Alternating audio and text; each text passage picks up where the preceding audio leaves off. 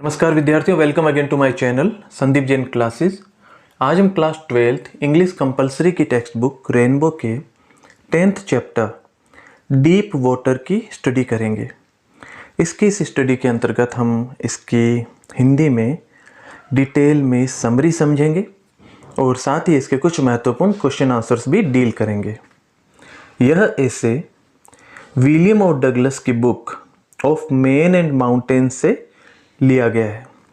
इस आत्मकथात्मक निबंध में लेखक ने अपने बचपन में स्विमिंग पूल में डूब कर मरने से बचने की घटना का वर्णन करते हुए स्वयं पर आए संकट और उससे बचने और धीरे धीरे उबरने और इस हेतु अपनी दृढ़ इच्छा शक्ति द्वारा डर पर विजय प्राप्त करने का सजीव वर्णन किया है। आइए हम इसकी समरी को समझते हैं। लेखक जब 10-11 वर्ष का था तब उसने याकिमा के स्विमिंग पूल में तैराकी सीखने का निश्चय किया। याकिमा नदी जो तैराकी हेतु खतरनाक मानी जाती थी की तुलना में यह स्विमिंग पूल ज़्यादा सुरक्षित था। इसका उथला सिरा 2 से 3 फीट गहरा और दूसरा सिरा 9 फीट गहरा था और यह गहराई एक से दूसरे छोर पर धीरे धीरे ही बढ़ती थी। डगलस ने यहाँ तैराकी सीखनी शुरू कर दी। हालांकि डगलस को पानी से डर लगता था, क्योंकि जब वह 3-4 वर्ष का था तो एक बार कैलिफोर्निया समुद्र तट पर तेज़ लहरों ने उसे अपने पिताजी के हाथों से छिटका कर नीचे गिरा दिया था और पानी की लहरें उसके ऊपर से गुजर गई थी। एक बार के लिए उसकी सांसें रुक गई थी और तब से ही एक खौफ उसके दिमाग में बैठा हुआ था। YMCA के स्विमिंग पूल में इस डर पर काबू पाने में थोड़ा समय लगा, लेकिन डगलस वाटर विंग्स के सहारे धीरे धीरे सीख रहा था कि एक दिन उसके साथ एक दुर्घटना घटित हो गई। एक दिन जब डगलस वहाँ स्विमिंग सीखने आया तो वहाँ स्विमिंग पूल में कोई भी नहीं था, इसलिए वह एक किनारे बैठकर लोगों के आने का इंतज़ार करने लगा। तभी वहाँ एक 18 साल का हट्टा कट्टा लड़का वहाँ आया और मजाक मजाक में डगलस को उठाकर स्विमिंग पूल के गहरे छोर की ओर फेंक दिया। उस समय तक डगलस इतना तैरना नहीं जानता था, वह डूबने लगा।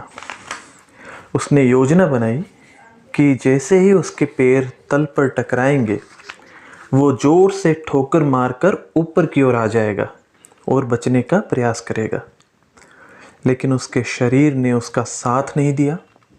उसके फेफड़ों में पानी भर रहा था, उसके पैर पूरी तरह से काम नहीं कर रहे थे। नीचे जाने पर और छलांग लगाने के बाद भी वह पानी से बाहर आने में असमर्थ रहा, बाहर नहीं आ पाया। उसका दम घुट रहा था। वो दोबारा अंदर डूबने लगा। उसकी सांसें उखड़ रही थी, सिर चक्कर खा रहा था, फेफड़े फट रहे थे। वह बुरी तरह से भयग्रस्त हो गया। उसे लगा वह लकवाग्रस्त हो गया है। उसका शरीर जो है वो काम नहीं कर रहा है, लेकिन उसका दिमाग अभी भी काम कर रहा था। उसे अपनी योजना याद थी। उसे याद था कि तल से टकराते ही वापस जोरदार ढंग से छलांग लगानी है ऊपर की ओर। उसने पूरी ताकत से वैसा ही किया, लेकिन दोबारा भी कुछ नहीं हुआ। लेखक तीसरी बार नीचे जाने लगा और अचानक उसने अपने आप को भयमुक्त और शांत पाया। अचानक एक उसके शरीर में बदलाव हुआ। वो उनिंदा सा हो रहा था, उसे एक नींद सी आने लगी। उसने प्रयास छोड़ दिए। उसे लगा कि वह अपने माँ की कोमल बाहों में सो रहा है और डगलस को अंत में ऐसे लगा कि जीवन का पर्दा अब गिर गया है। डगलस बेहोश हो गया, लेकिन डगलस को वहाँ से बचा लिया गया। उसने अपने आप को होश में आने पर पुल के किनारे पेट के बल लेटा हुआ पाया।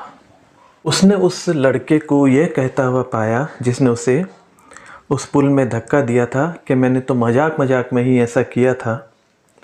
किसी को यह कहते हुए उसने सुना कि यह लड़का मर ही गया था लेकिन अब ठीक हो जाएगा।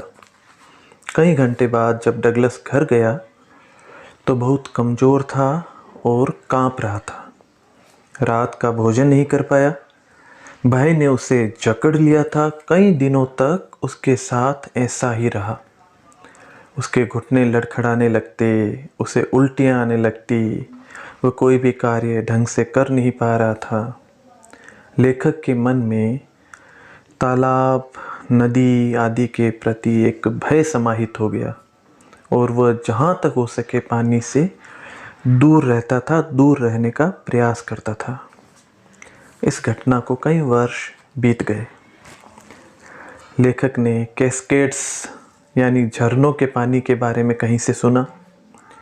लेखक उसमें अब उतरना चाहता था, लेकिन जैसे ही वह पानी में जाता उसे डर पुनः जकड़ लेता। उसका डर, उसकी यादें वापस ताज़ा हो जाती, उसकी टांगें निष्क्रिय हो जाती, उसका दिल भयंकर भय से ग्रस्त हो जाता। समय व्यतीत होता गया, लेकिन ये अड़चन बनी रही।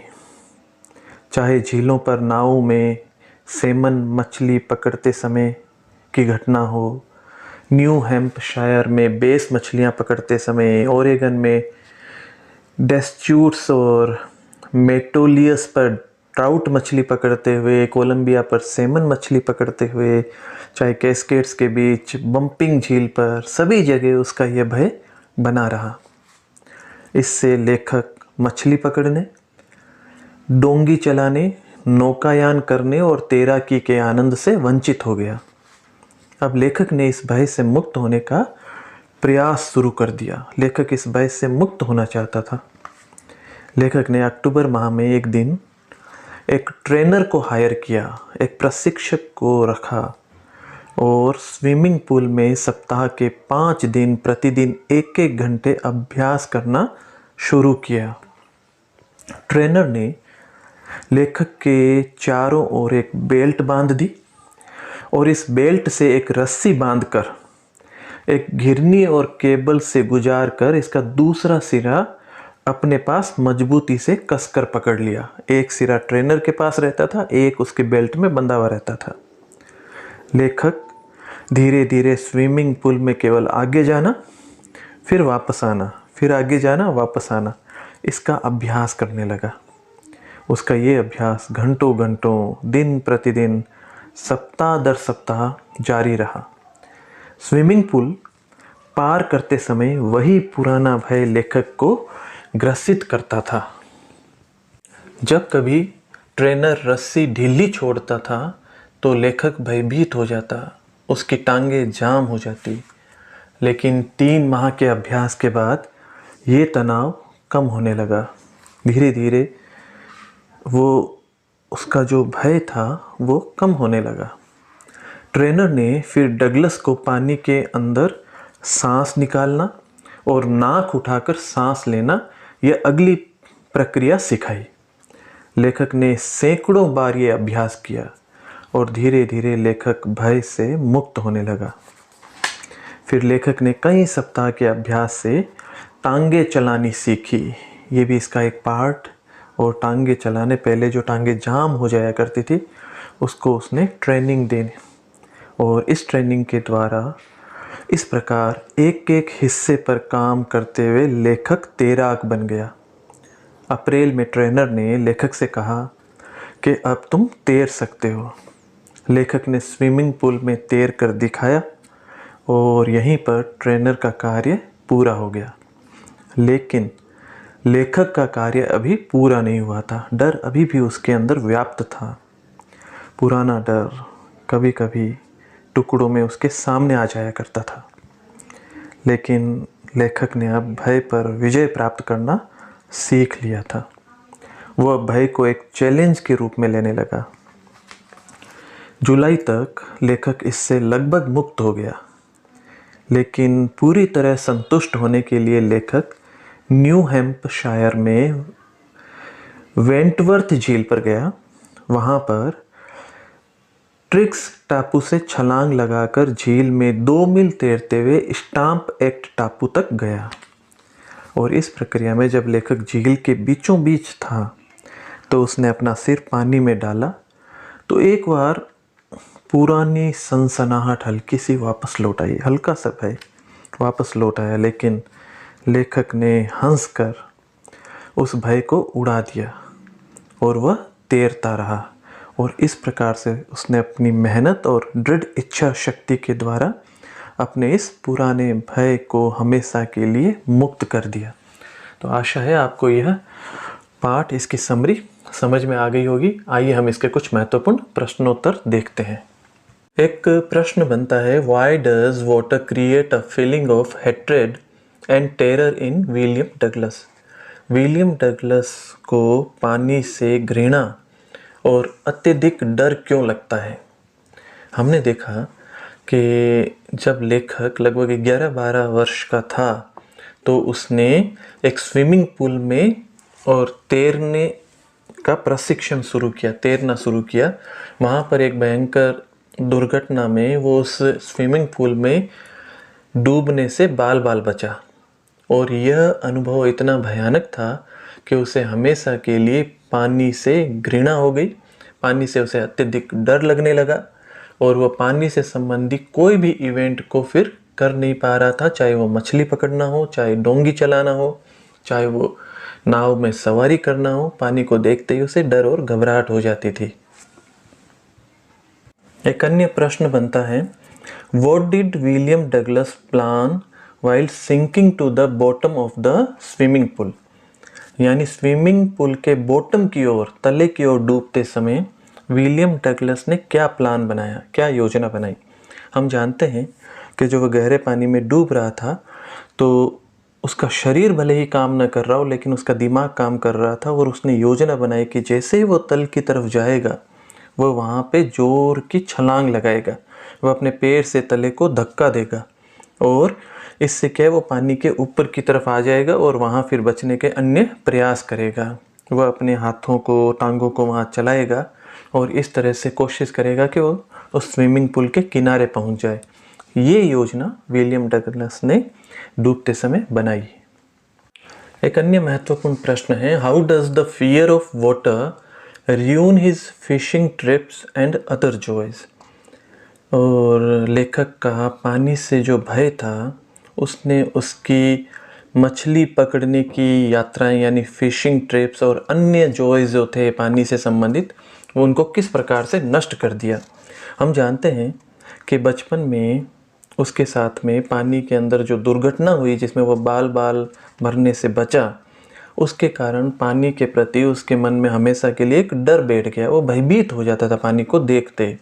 तो इस कारण से लेखक को मछली पकड़ना हो और पानी से संबंधित अन्य शौक हो, चाहे उसको डोंगी चलाना हो, नाव में बैठना हो, जहाज में जाना हो, तैराकी सीखनी हो, तो वो इन सब आनंद से पूरी तरह से वंचित हो गया। क्योंकि पानी में जाते ही वह पूरी तरह से भयग्रस्त हो जाता था। उसके पैर जो है वो एक तरह से लकवाग्रस्त हो जाते थे। एक अन्य प्रश्न है, why was William Douglas determined to conquer his fear of water. William Douglas ने पानी से अपने भय पर विजय प्राप्त करने का निश्चय क्यों किया। हम इसके लिए ऊपर जो प्रश्न था उसी का उत्तर काम में ले सकते हैं। क्योंकि पानी से संबंधित जो समस्त प्रकार के खेल थे, मछली पकड़ना और तैराकी करना, तैरना, नौकायान करना, वो सब के सब कार्य लेखक कर नहीं पा रहा था। और उन सब जीवन के जो आनंद थे इससे संबंधित, उन सब से वो वंचित हो गया था। इसीलिए विलियम डगलस ने दृढ़ निश्चय किया कि वह पानी से अपने इस भय पर विजय प्राप्त करेगा। एक अन्य महत्वपूर्ण प्रश्न है, how did the author become a perfect swimmer. लेखक एक पूर्णतः कुशल तैराक, ए परफेक्ट स्विमर किस प्रकार से बना। हम जानते हैं कि बचपन की एक दुर्घटना के कारण लेखक को पानी से भय हो गया था। वो पानी से पूरी तरह भयभीत रहता था। उसने फिर एक निश्चय किया कि एक ट्रेनर को हायर करके और वह तैराकी सीखेगा और पानी से अपने भय को दूर करेगा। तो लेखक ने एक ट्रेनर रखा। अक्टूबर माह में ट्रेनर की सेवाएं ली। ट्रेनर ने उसे एक बेल्ट बांध के और रस्सी के सहारे धीरे धीरे पहले पानी में आगे पीछे जाना सिखाया। कई सप्ताह तक, महीनों तक उसने पहले यह कार्य किया। फिर पानी के अंदर मुंह डालकर सांस छोड़ना और वापस मुंह निकालकर नाक ऊपर उठाकर सांस अंदर खींचना सिखाया। इसमें भी बहुत समय लगा। फिर उसकी टांगे जो पानी के अंदर जाते ही जाम हो जाया करती थी, उसे टांगे चलाना सिखाया। और इस प्रकार धीरे धीरे अप्रैल माह आते आते लेखक एक पूर्णतः कुशल तैराक बन गया। तो ये कुछ एक महत्वपूर्ण प्रश्न थे। इससे जुड़े बड़े प्रश्न भी आएंगे, तो इन छोटे प्रश्नों को जोड़कर ही बड़े प्रश्न बनाए जा सकते हैं। तो इन प्रश्नों को आप अच्छे से कर लें। आशा है आपको ये वीडियो लेसन भली भांति समझ में आ गया होगा। अगर आपको ये लेसन पसंद आया है तो आप इसे लाइक ज़रूर करें, और यदि आपने अभी तक हमारे इस चैनल को सब्सक्राइब नहीं किया है तो इसे सब्सक्राइब ज़रूर करें। बहुत बहुत धन्यवाद।